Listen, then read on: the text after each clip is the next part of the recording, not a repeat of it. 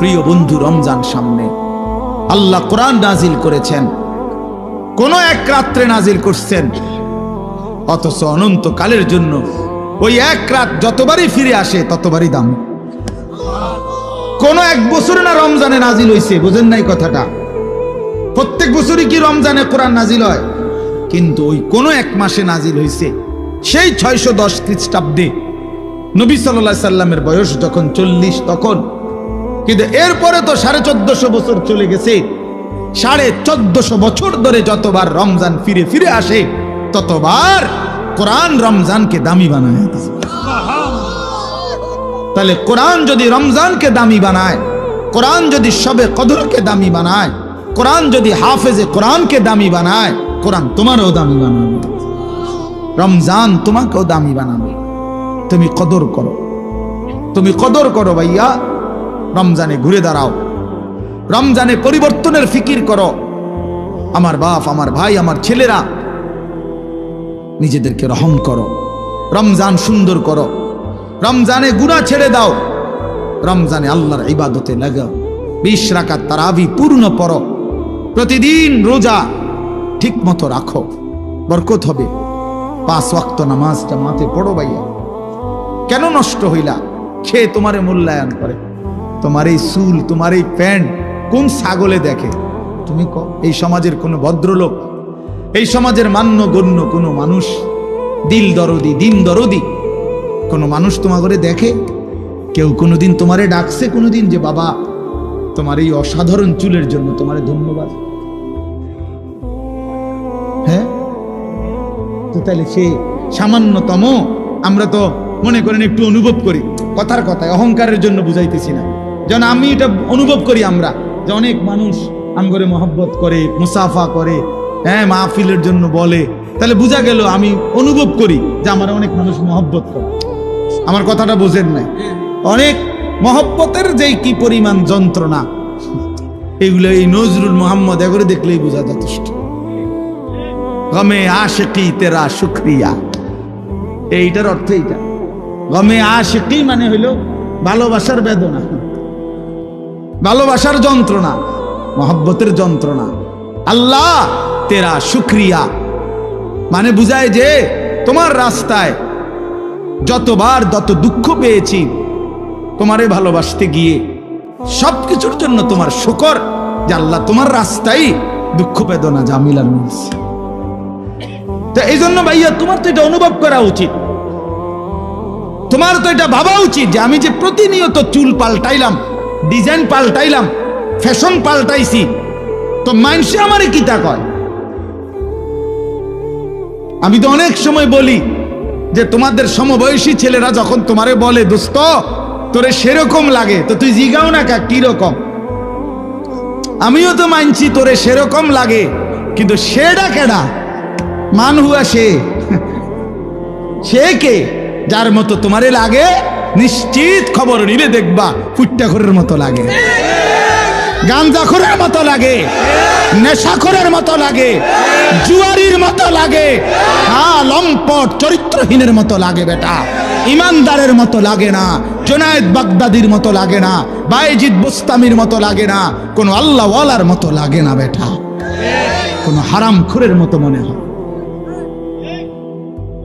কোন বাবাখোর ডাইলখোর ছাড়া, নেশাখোর ইয়াবাখোর ছাড়া অন্যদের মতো লাগে না বেটা। নামাজি এমন হয় না, চরিত্রবান এমন হয় না, ভালো মানুষ এমন হয় না। এজন্য ঘুরে দাঁড়াও। শাহরু রমাদান আল্লাযী উনজিলা ফীহিল কুরআন হুদাল লিন-নাসি ওয়া বায়্যিনাতিম মিনাল হুদা ওয়াল ফুরকান। আল্লাহ বলছে, বান্দা, এই আজিমুশ শান কোরআন আমি দিয়েছি, এই কোরআন গোটা বিশ্ব মানবতার হেদায়েত, এবং হেদায়েতের কথাগুলো বায়্যিনাতিম মিনাল হুদা, একটা শব্দ, একটা ব্যাখ্যা, একটা বিষয়ের মধ্যে কোনো অস্পষ্টতা, অগোছালো, অবুঝ কিছু নাই, সব স্পষ্ট। তুমি শুধু শুনো, 100 তুমি বুঝবা, তোমারে আলো দেখাবে। ওয়াল ফুরকান, এবং কোরআনই একমাত্র হচ্ছে সত্য মিথ্যা, ন্যায় অন্যায়, হালাল হারাম, জায়েজ না জায়েজ, ভালো মন্দের মধ্যে পার্থক্য করে। তুমি ভালো মন্দ চিনবা না যদি কোরআন না চিনো, তুমি সত্য মিথ্যা বুঝবা না যদি কোরআন না চেনো। হালাল হারাম, জায়েজ না জায়েজ, উচিত অনুচিত, ন্যায় অন্যায় বুঝবা না। বাংলা বই দিয়া হবে না, অঙ্ক ইংরেজি পদার্থ জীববিজ্ঞান বই দিয়া হবে না, কোরআন লাগবে। কোরআন চ্যালেঞ্জ করলাম নাই তো আমি, বাংলা অঙ্ক ইংরেজি পদার্থ ইতান আমি পড়ছি, আপনি আমার লোক কইয়েন কথা পেন। সত্য মিথ্যার পার্থক্যকারী বই কোরআন, কোরআন বাংলা না, অঙ্ক নয়। এগুলো নির্ধারিত কোনো বিষয়, দুনিয়াবি উপার্জনের জন্য কোনো বিষয় শিখায়। পদার্থ পদার্থই বুঝায়, জীববিজ্ঞান জীবের বিষয়ে বুঝায়, রসায়ন বিজ্ঞান রসায়নের বিষয়ে বুঝায়, ডাক্তারি ডাক্তারি বিষয়ে বুঝায়, ইঞ্জিনিয়ারিং ইঞ্জিনিয়ারিং বুঝায়। কিন্তু সত্য মিথ্যা, ন্যায় অন্যায়, আলো অন্ধকার, হালাল হারাম, উচিত অনুচিত, ভালো মন্দ বুঝায় শুধুই আল্লাহর কোরআন। কোরআন বিহীন তুমি আলো পাইবা কেমন? কোরআন বিহীন তুমি সত্যের সন্ধান পাবা কেমনে? অতএব আল্লাহ তাআলা বলছে, বান্দা, কোরআন নাজিলের মাস রমজান, ফামান শাহিদা মিনকুমুশ শাহরা ফালিয়াসুমহু। এই শেষ কথা হলো, আল্লাহ বলেন, বান্দা, অতএব তোমাদের যাদেরই জীবনে রমজান আসে, তোমরা যারা সাবালক রমজান পর্যন্ত পৌঁছবে, ফালিয়াসুমহু, তোমরা রোজা রাখো। ওহ, কি মায়া করে আল্লাহ বলছে, এই আমার বান্দা শুনো, রোজা রাখো, রোজা। ফালিয়াসুমহু, আল্লাহ যেন বলে, এই হায়াত যদি পাও, রমজান পর্যন্ত যদি পৌঁছো, রমজানের চাঁদ যদি দেখো না বান্দা, রোজা রাখ। যদি বলি, মাওলা রোজা রাখলে কি দিবেন পুরস্কার? আল্লাহ বলেন, আমি না এক মাসেই তোমারে মুত্তাকি বানাই দেব। লাআল্লাকুম তাত্তাকুন, এক মাসে মুত্তাকি। যদি বলি, মাওলা মুত্তাকি হলে কি হবে? আল্লাহ বলেন, জান্নাত তো বানাইছি আমি মুত্তাকির জন্য। উইদ্দাত লিল মুত্তাকিন, জান্নাত বানানোই হয়েছে মুত্তাকিদের জন্য। ইন্নাল মুত্তাকিনা ফি জান্নাতিন ওয়া উয়ুন, ইন্নাল মুত্তাকিনা ফি যিলালিন ওয়া উয়ুন। আল্লাহ বলেন, আমার মুত্তাকি বান্দারা জান্নাতেই বসবাস করবে। খালাস। অতএব বন্ধু, বাপ, নওজোয়ান, শুধু ওয়াজের জন্য যেন ওয়াজ না হয়। শুধুই বললাম আমারে এই মাহফিলওয়ালারা হেরা নাকি দাওয়াত দিতে বহুত পেরেশানি করতে হয়েছে, কেমনে কেমনে জোড়া তালি দিয়া, হ্যাঁ, সেলিম ভাই শেষ পর্যন্ত রাজি করাইছে। আলহামদুলিল্লাহ, সকলেরই ভালোবাসায় আল্লাহ আনাইছে, ঠিক না? আমরা আল্লাহ আমাদের সবাইকে ভালো করেন, আমাদের জীবন সুন্দর করেন, আমাদের আখিরাত সুন্দর করেন। কিশোর নওজোয়ান বন্ধু, আমি তো ধমক দিলাম, একদিন আফসুস করবা যে তোমারে যদি আরো কেউ ধমক দিত। কোরআনুল কারীমের মধ্যে আছে, আল্লাহ তাআলা বলেন, ওয়াদাক্কির ফাইন্নাদ যিকরা তানফাউল মুমিনিন। এই ছেলে, তোমরা কি বুঝছো মিয়া? না দাঁড়ায় আছো কেন? আল্লাহ তাআলা বলেন, আপনি বারবার উপদেশ দিতে থাকেন। যাক্কির শব্দের অর্থ হলো বারবার, অর্থাৎ আপনি আপনার এই কথাগুলো বারবার বলতে থাকেন। ফাইন্নাদ যিকরা তানফাউল মুমিনিন, নিশ্চয়ই প্রত্যেকবার উল্লেখ করলেই, যতবারই বলবেন ততবারই ইমানদারদের উপকার হবে। এই একবার, দুইবার, 10 বার, 50 বার শুনতে শুনতে, বলতে বলতে একসময় বিবেক জাগবে, অনুভূতি আসবে, ফিকির আসবে যে আহারে, আমারে বারবার বলতেছে, আমার প্রতি বারবার নারাজ হইতেছে, আমার তো আসলে বদলানো দরকার। তো একটা সময় তখন পরিবর্তন নসিব হয়। এই জন্য এটা খুব জরুরি, এই বারংবার প্রেসার দেওয়া, বারবার বলতে থাকা, বারবার বলতে থাকা। আম্বিয়ায়ে কেরাম, নবীগণ মানুষদেরকে বারবার আল্লাহর দিকে ডাকতেন। 950 বছর একটানা হযরত নূহ আলাইহিস সালাম একই এলাকার মানুষকে, একই অঞ্চলেই আল্লাহর দ্বীনের দাওয়াত দিয়েছেন। এক জায়গাতে, আজকে চিটাগাং, কালকে সিলেট, পরশু খুলনা, এমন না, একই অঞ্চলের মানুষকে, মনে করেন একটা নির্ধারিত সীমারেখার ভেতরেই এই মানুষগুলোকেই তিনি 950 বছর বলে গেছে, হতাশ হন নাই, বলেই গেছে। আমাদের নবী সাল্লাল্লাহু আলাইহি ওয়াসাল্লাম যখন তায়েফের ময়দানে প্রথমবার কালেমার দাওয়াত দিছেন, তখন সবাই প্রত্যাখ্যান করছে, কেউ গ্রহণ করে নাই নবীজির কালেমা, কেউই ঈমান আনে নাই, বরং সবাই নিজেদের বাচ্চা ছেলে পেলেদেরকে লেলায়ে দিছে, পাথর মেরে আল্লাহর নবী সাল্লাল্লাহু আলাইহি সাল্লামকে তাড়ায় দিছে। কিন্তু কিছুদিনের ব্যবধানে ঠিকই এই তায়েফ থেকেও অসংখ্য অগণিত লোক কালেমা পড়ে মুসলমান হয়েছে।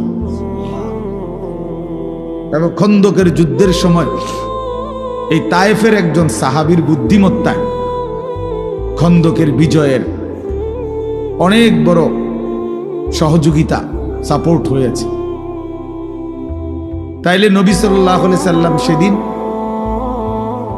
জিবরাইল ফেরেশতা এসে বলছিল, ইয়া রাসূলুল্লাহ, আপনি বললে পাহাড়ের ফেরেশতাকে বলে তায়েফবাসীকে 2 পাহাড়ের মাঝখানে ফেলে ধ্বংস করে দেয়, কেন তারা আপনার গা থেকে পবিত্র শরীর মুবারক থেকে রক্ত ঝরাইল? কিন্তু নবী সাল্লাল্লাহু আলাইহি সাল্লাম বলছেন, ইন্নী লাম উবআস লাআনান ওয়ালা গাদিবান, ইন্নামা বুইসতু রাহমাতান। বলছেন জিবরাইল, আমি অভিশাপ দিতে আসি নাই, আমি শুধুই কেবল রাগ করতে আসি নাই, ধ্বংস করতে আসি নাই, আমি এসেছি রহমত হয়ে। রহমত হয়ে আমি যদি আমার উম্মত ধ্বংস করে দেই কথায় কথায়, তাইলে আমি কালেমার দাওয়াত দেব কাকে? কাজেই তিনি বলছেন নবী সাল্লাল্লাহু আলাইহি সাল্লাম, জিবরাইল অপেক্ষা করো, আজ তারা ঈমান আনে নাই, ও চিরেই একদিন তাদের বংশধর, তাদের খানদানের কেউ হয়তো ঈমান আনবে। এই জন্য এই বারবার শুনলে, বারবার বললে, বারবার বলতে থাকলে কলিজার মধ্যে একসময় ধাক্কা লাগে। একটা শক্ত পাথরের উপরেও যদি বারবার বৃষ্টির পানি পড়ে, একই জায়গায় ফোঁটা পড়ে, তো একটা সময় এই পাথরটাও ছিদ্র হয়ে যায়, কিছুটা ছিদ্র হয়ে যায়, ডাইব্বা যায়। এই জন্য বললাম আল্লাহর কথা মনোযোগ দিয়ে শুনলে ভালো, যেই শুনে তারই বরকত হয়। শুক্রবারে জুমার নামাজের বয়ান মনোযোগ দিয়ে শুনলে ধারাবাহিক 52 সপ্তাহ, 1 বছরে, তো মানুষের জিন্দেগি পরিবর্তন হয়। এরপরে এরকম ওয়াজ মাহফিলে উলামায়ে কেরামের নসিহত তোমরা ছেলেরাও যদি আলাদা আলাদা মনোযোগ দিয়া শুনো, একটা সময় দেখবা তোমার জিন্দেগিও সুন্দর হবে। গুনায় ভরা জিন্দেগি বাপ সুন্দর না। কোনো পাপী, কোনো নাফরমানকে কেউই ভালোবাসে না, সম্মান করে না, এবং প্রত্যেক অপরাধী নিজের কাছেও লজ্জিতই থাকে। কোনো নষ্ট চরিত্রের লোক ছেলে, সে নিজের কাছেও নিজেকে অপরাধীই ভাবে। নিজের একাকিত্ব হলেও মনে পড়ে যে কাজটা ঠিক না, কাজটা অন্যায়। নারী দেখা, ছবি দেখা, নাচ গান, উলঙ্গ দৃশ্য, জিনা, ব্যভিচার, মদ, জুয়া, এই হারামের মধ্যে যারা পড়ে আছে, সে একাকিত্বে মনে পড়ে, তার বুঝে ধরে, সেও ভাবে যে কাজটা সুন্দর না। তাহলে এই জন্য কোনো পাপী, কোনো অপরাধী, কোনো নাফরমান মানুষের কাছেও সম্মান পায় না, নিজের কাছেও নিজে ইজ্জত পায় না, নিজের বিবেকেরও দংশন হইতে থাকে। এই জন্য আমি বললাম, গুনাহ, নাফরমানি ইজ্জত দেয় না, সম্মান দেয় না, প্রিয় বানায় না, বরং কিতাবের মধ্যে আছে বুগদাতুন ফি কুলুবিল খালক, প্রত্যেক গুনাহ মানুষের অন্তরে ঘৃণা তৈরি করে। প্রত্যেকটি গুনাহের কারণে বান্দা আল্লাহ তাআলার রহমতের নজর থেকে দূরে সরে যায়। এবং একটা সময় বান্দা আল্লাহ তাআলার লানত অভিশাপের যোগ্য হয়। ফলে তখন আল্লাহ যখন কারো উপরে লানত বর্ষণ করে তো গোটা সৃষ্টি তাকে ঘৃণা করে। এই জন্য তোমরা ছেলেরা মনে রেখো, আমি আজকে ওই আসরের আগে এক জায়গায় বলছি এ কথা, তোমরা অনেক ছেলে আছো, একটা মিনিট ভাইবো এই কথাটা, যে তুমি মনে করো দিন রাত মোবাইলে নারী ছবি অশ্লীল দৃশ্য দেখো, কখনোই এক ওয়াক্ত নামাজ পড়ো না, কোনোদিন ফজরের নামাজ পড়ো না, নাচ গান নাটক সিনেমা ছবি এই নিয়েই তোমার রাত কাটে, দিন কাটে, সময় কাটে, অথচ কেউ তোমারে ডাকে না। তোমার মা, তোমার বাবা, তোমার গ্রামের কেউ কারো তোমারে নিয়ে কোনো মাথা ব্যথা নাই যে ছেলেটা যে আমাদের চোখের সামনে নষ্ট হয়ে যাচ্ছে, চরিত্রহীন হয়ে যাচ্ছে, ফেরাইবার জন্য কারো চেষ্টা নাই, কারো মানসিকতায় নাই। কারণটা কি? তোমার দিকে কারো নজর নাই কেন? তোমার মা বাবা কারোই কোনো ফিকির নাই কেন? এর মূল কারণ হলো এইটাই, মনে রাখো, যে বুঝো বুঝলা, মনে রাখবা যে মূল কারণ হলো গুনাহ যখন মাত্রাতিরিক্ত হয়ে যায় তখন আল্লাহর লানত বর্ষিত হয়। আর তোমার উপরে আল্লাহর লানত পড়ছে দেখা, খোদার লানত, খোদার গজব পড়ছে দেখা আর তোমারে কেউ ডাকে না, তোমার দিকে কেউ ফিরেও চায় না, তোমার দিকে আর কেউ ফিরে চায় না। আহা, তোমারে আর কেউ বাঁচাইতে ফিরাইতে চেষ্টা করে। এইটা হলো লানত অভিশাপের বহিঃপ্রকাশ। নুওয়াল্লিহি মা তাওয়াল্লা ওয়া নুসলিহি জাহান্নাম ওয়া সাআত মাসীরা। আল্লাহ বলছে, আমার রাসূলের বিরুদ্ধাচরণ যে করে, আমার ইমানদার মুমিন বান্দা যে পথে চলে, তার উল্টো পথে যে চলে, তো আমিও তাকে সেই উল্টো পথেই চালাইতে থাকি এবং এই উল্টো পথেই একদিন তাকে আমি জাহান্নামে ফেলে দেব। কোরআন শরীফ। মানে আর কোনোদিন ভাও করবে না ওই এই নারী ছবি মদ জুয়া চুরি ডাকাতি জিনা ব্যভিচার সুদ ঘুষ সিটারি বাটপারি, এই শেষ, এই জিন্দেগি। এভাবেই একদিন মৃত্যু হয়ে যাবে আর ফেরেশতা একটা লাথি দিয়া জাহান্নামে ফেলে দেবে। যা, ফেরেশতা বলবে যা, না ফরমান, এই জিন্দেগি আর ফিরবে না, ফিরার তৌফিক হবে না। এটা অভিশপ্ত জীবন, মালউন, অভিশপ্ত, যারে কেউ ফিরায় না। আমি আজকেও বললাম, আমার মায়ের বয়স 75 বছর হইল, আমার আম্মার বয়স, আমার বয়স 44 বছর, আমার ওয়াজের বয়স আজকে প্রায় 21 বছর 22 বছর। আমার 4টা সন্তান আছে, তা আমার মা এখনো আমারে জিঙ্গে ভূত নোয়াজ উঠছে অসমান, এখনো জিজ্ঞাসা করেন ভূত নামাজ উঠছে, এখনো মা জিগায় ভূত চাইও মানুষের মাহফিলে যাইয়া টাকা পয়সা লইয়া কারোর লগে ঝামেলা করো, এই বয়সেও বলেন। হ্যাঁ, মা তার সন্তানকে এখনো নজর রাখছে। মা বৃদ্ধ হয়ে গেছে, আমারও বয়স কম হয় নাই, আমিও তো সন্তানের বাপ। তো তোমারে কেউ ডাকে না কা? তোমার প্রতিদিন ফজরের নামাজ ছুটে যাচ্ছে, তোমার মাও ডাকে না, বাবাও ডাকে না, কারণ তোমার উপরে খোদার লানত পড়ছে। তোমার 1 মিনিট তোমার কল্পনার মধ্যে নারী ছাড়া, ছবি ছাড়া, মোবাইল ছাড়া তোমার সময় কাটে না। কেউ তোমার ফিরায় না যে বাপ কিরে তুই এটা কি করতেছ, এটা তো ভালো না, এটা তো তোমার জন্য সুফল আনবে না। এই কথাটুকু তোমার ঘরে বলে না যাদেরকে। কেন বলে না কেউ? তোমার উপরে খোদার লানত, তোমার উপরে আল্লাহর লানত, তুমি অভিশপ্ত। এই জন্য তোমার আর কেউ ফিরায় না। নাহলে খামখেয়ালি মানুষ কতক্ষণ করে, দুষ্টমি মানুষ কতক্ষণ করে, হাসি ঠাট্টা মজাক আড্ডা কতক্ষণ করে মানুষ? কখনোই কি ফিরবার সময় হয় না? কখনোই কি মনে পড়ে না? এভাবে দিল মরে যায় মানুষের, কোনো দিনই নামাজ পড়বে না।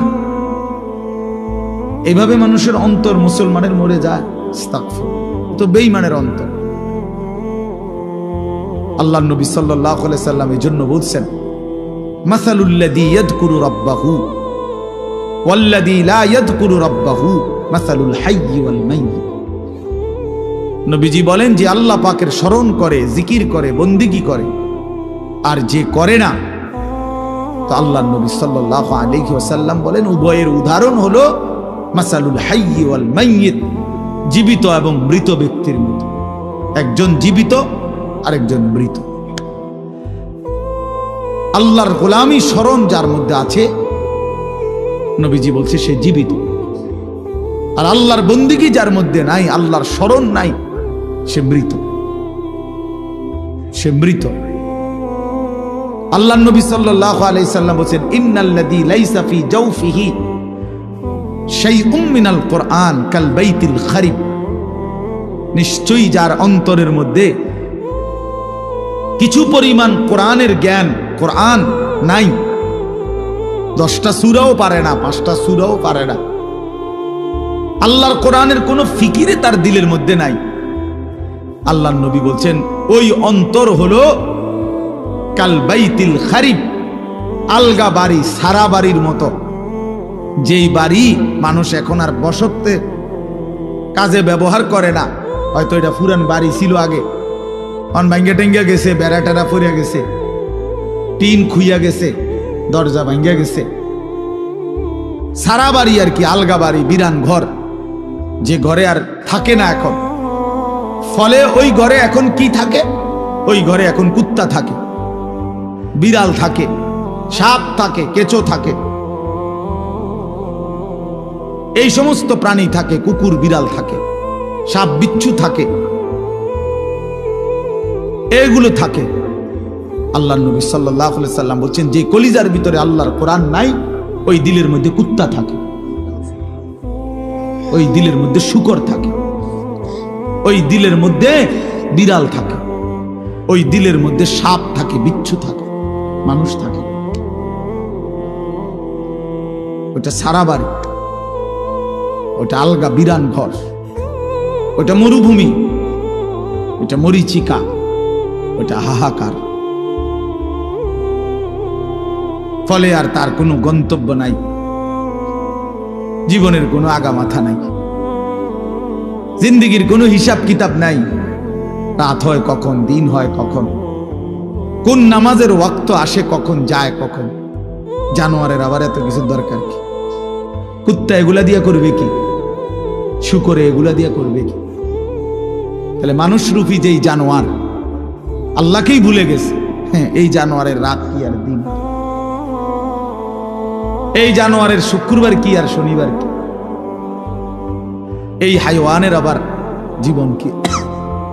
সারাক্ষণ একই রকম, সব দিন বরাবর, সব মাস বরাবর। আমরা হিসাব করি আলহামদুলিল্লাহ। আমার বয়ান এখানে,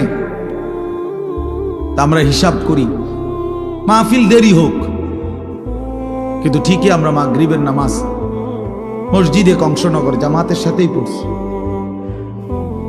তারপরে আসছি। অর্থাৎ হিসাব মিলাতে হবে জিন্দিগি। আমার জিন্দিগির আমার টার্গেট থাকতে হবে যে হাজার ব্যস্ত আমি, লক্ষ কোটি ব্যস্ততা হোক, কিন্তু আমি নামাজ ছুটবে কেমনে? আমি এটা কোনো যুক্তি হইতে পারে না। মুসলমানের নামাজ ছুটে কেমনে? নামাজবিহীন মুসলমান থাকে কেমনে? তার পরিচয় মুসলমান কিভাবে হয় ভাইয়া? ফারকু মা বাইনানা ওয়া বাইনাল কুফরি আস-সালাহ। নবীজি বলছে আমাদের মাঝে আর বেঈমান কাফেরের মাঝে পার্থক্য নামাজ। আল্লাহর নবী সাল্লাল্লাহু আলাইহি ওয়াসাল্লাম বলেন, মান তারাকা সালাতাম মুতাআম্মিদান ফাকাদ কাফারা। যে ইচ্ছে করে নামাজ ছেড়ে দিল, সে যেন বেঈমান হয়ে গেল। ফাকাদ কাফারা, সে কুফরি করল। স্পষ্ট হাদিস। আল্লাহর নবী সাল্লাল্লাহু আলাইহি ওয়াসাল্লাম বলেন, আস-সালাতু ইমাদুদ্দিন, নামাজ হচ্ছে দ্বীনের খুঁটি। মান আকামাহা ফাকাদ আকামাদ-দ্বীন, যে নামাজ জারি রাখলো সে যেন তার পুরা দ্বীন চালু রাখলো।